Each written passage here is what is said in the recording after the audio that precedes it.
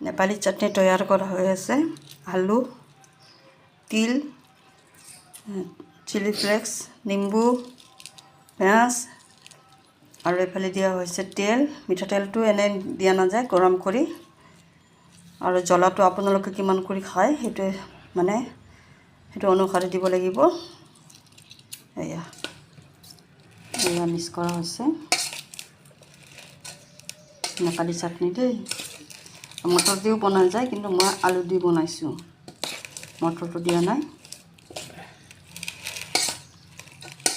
কেনেকৈ লাগে আপোনালোকে কমেণ্টত ক'ব দেই।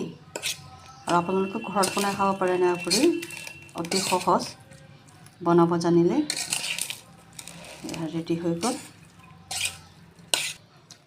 হৈ গ'ল এয়া নেপালী চাটনি দেই। আপোনালোকে কমেণ্টত কৰিব দেই প্লিজ, কেনেকুৱা লাগিছে দেখাত।